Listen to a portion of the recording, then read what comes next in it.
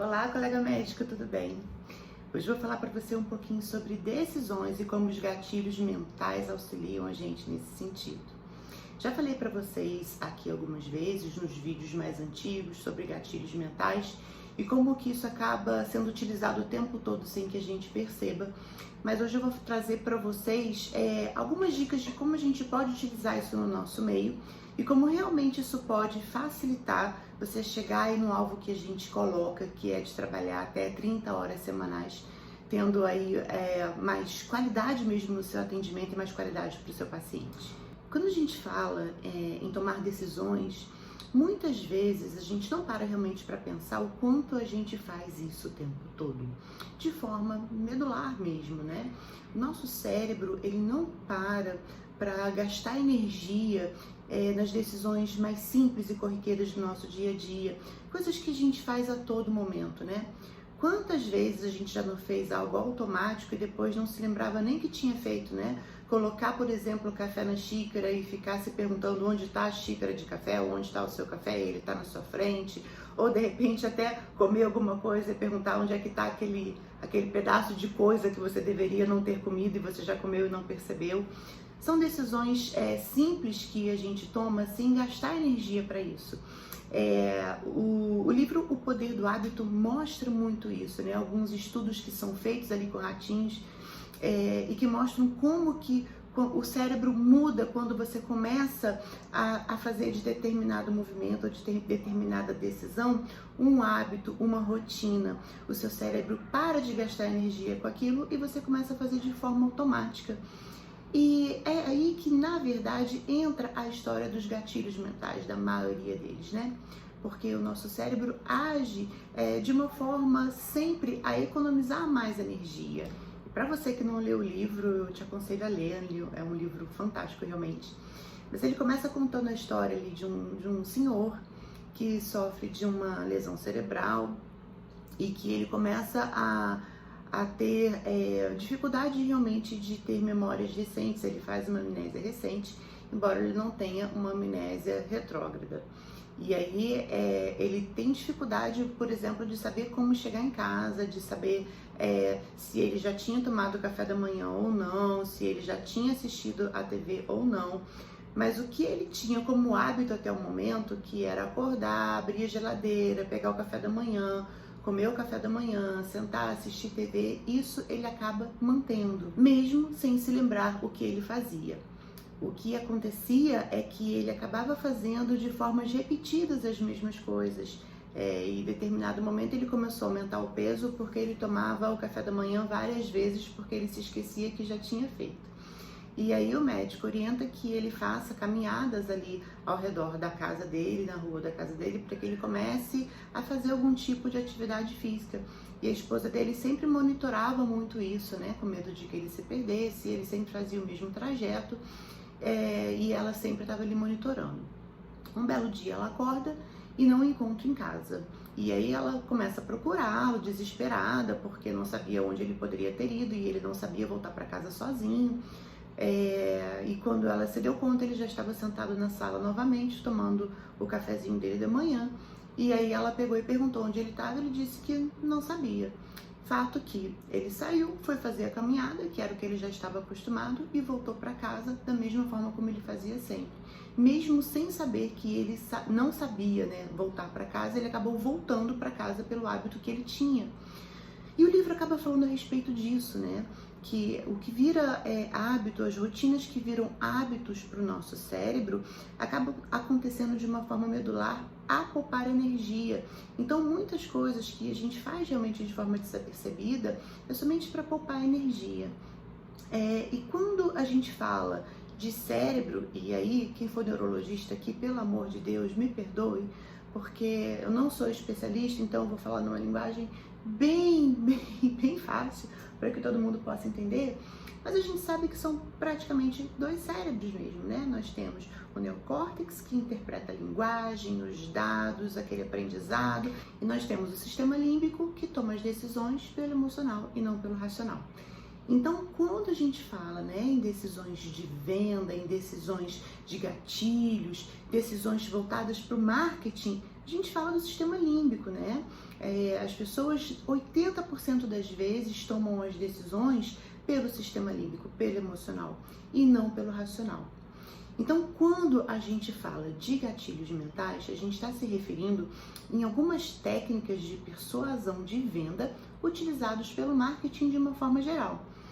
Mas aí você deve estar pensando, tá, ok, onde eu vou usar isso, né? Sou médica.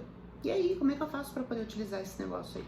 Então, eu vou estar falando para vocês hoje de três tipos só de gatilhos mentais. Tem muitos, tá, gente? Mas muitos mesmo.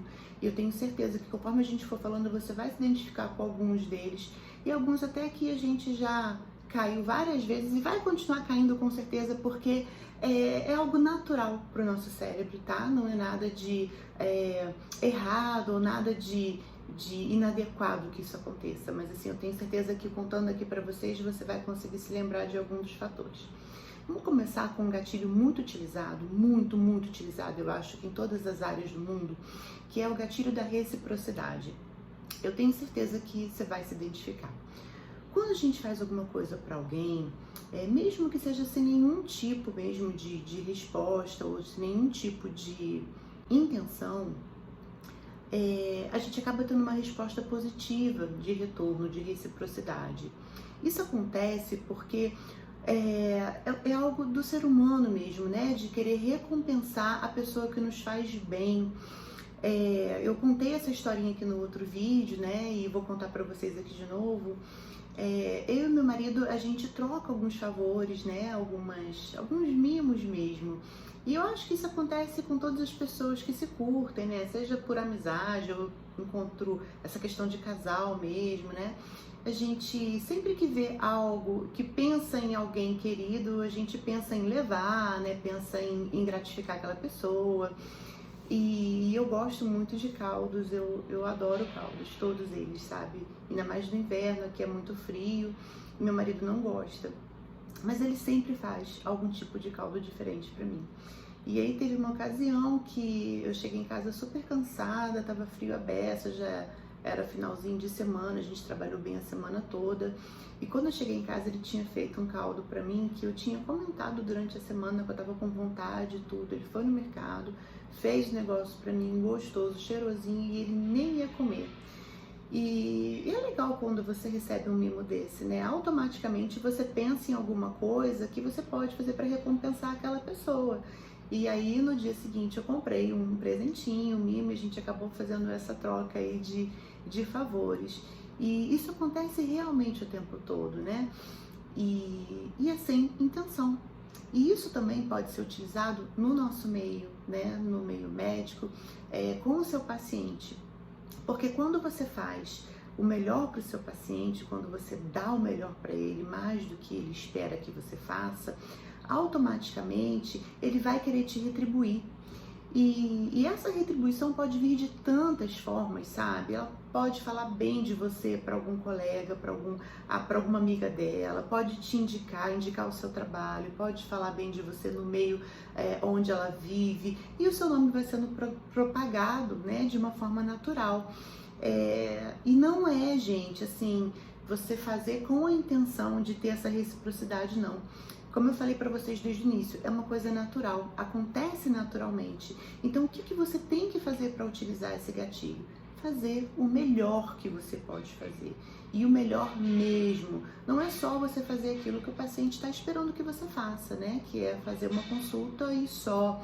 Tente se envolver com esse paciente, tente entender realmente o problema dele, tente solucionar da melhor maneira possível, dê um bom suporte pós-consulta, que você realmente consiga fazer além do que ele espera que um médico comum faça. Com isso, você já está aplicando ali o gatilho de reciprocidade e você vai ter isso de volta, pode ter certeza.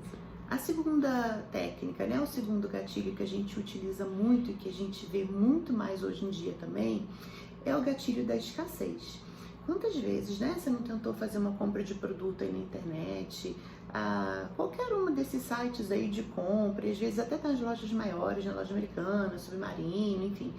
você vai lá para poder ver determinado produto e quando você clica em cima aparece lá para você, só tem mais 2 desses, ou só tem mais 3 desses, ou esse é o último produto, ou quando você entra em alguma promoção, né? A gente vê muito isso nas promoções de aéreo, né? De pousadas e tal. Olha, você tem mais 10 minutos porque a promoção vai encerrar.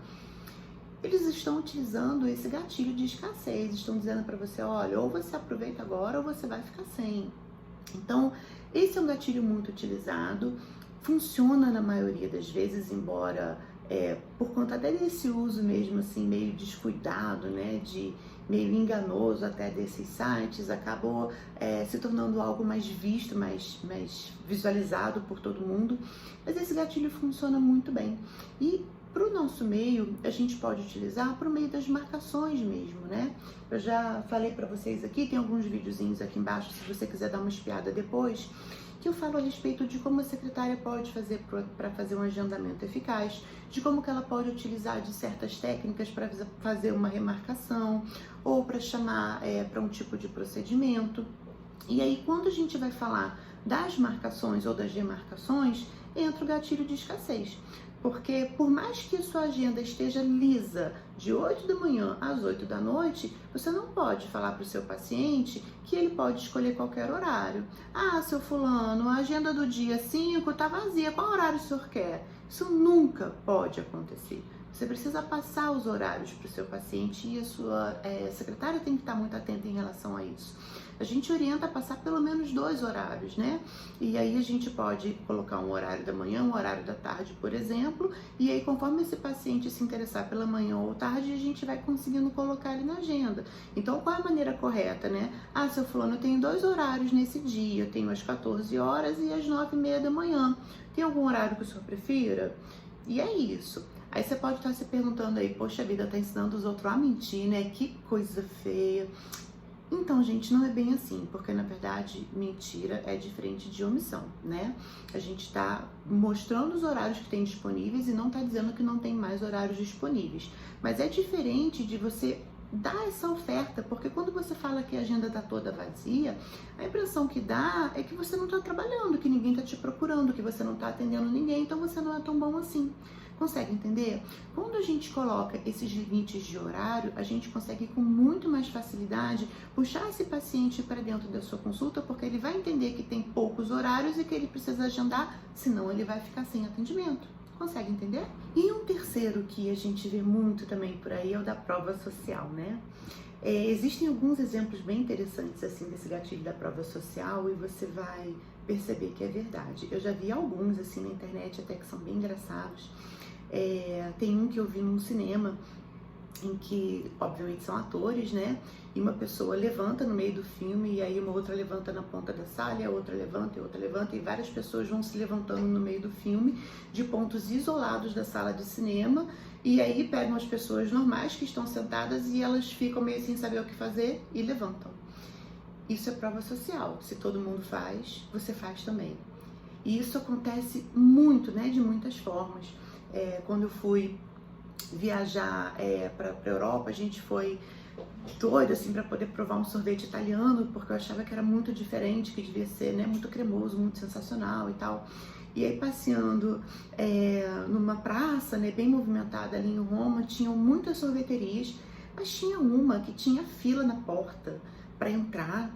E as outras estavam meio que normais, assim, sabe? E a gente olhou para aquela fila e deu uma olhadinha no preço, era a mesma coisa que as outras, não tinha diferença do tipo, ó, tá muito barato, é por isso que as pessoas estão entrando. Onde a gente comprou o sorvete? Nessa sorveteria que tinha fila, obviamente. Se todo mundo queria comprar nessa sorveteria, por que que eu ia comprar em outra, né? Isso é uma prova social. E como que isso se dá pro nosso meio, né, gente? São pessoas falando de você, pessoas propagando o seu negócio, pessoas propagando o bem que você pôde fazer na vida deles. Então, assim, a gente sabe que na medicina, né, por ser médico, o código de ética acaba impedindo a gente de fazer algumas coisas. A gente não pode colocar antes e depois, a gente não pode colocar depoimento de pessoas, a gente não pode publicar muita coisa relacionada ao código de ética médica. Mas a gente pode realmente utilizar de benefício do que essas pessoas podem falar a nosso respeito. Se muitas pessoas que são atendidas por você começam a falar bem de você, começam a divulgar o seu trabalho de uma forma geral, começam a mostrar resultados mesmo, né? Porque as pessoas às vezes mudam tanto a qualidade de vida que outras pessoas chegam para ela e falam assim: nossa, você tá tão bem, o que você fez? E ela começa a falar: ah, fui na doutora fulana de tal, e ela mudou minha vida, e ele mudou minha vida, fez isso, fez aquilo. Isso também é uma prova social. Então, é uma das formas que você tem para poder utilizar e trazer o público para você. E aí, gente, não existe uma regra, obviamente, né? Como eu falei para vocês, são coisas que acontecem de forma automática. É muito importante que vocês saibam que os gatilhos existem. E como eu falei, são múltiplos, mas são muitos mesmo, que eu só citei 3 deles. E a gente não para pensar, né? Durante a consulta, fala: agora eu vou fazer o gatilho da reciprocidade. Ou então a gente pensa em dar um resultado legal para o paciente e fala: vou usar uma prova social aqui. A gente não faz isso, não faz mesmo. Mas existem, os gatilhos existem, eles são muito benéficos e eles podem nos ajudar demais a trazer mais pacientes para o nosso consultório. Então, que você possa utilizar isso a seu favor e que você entenda o que são na verdade.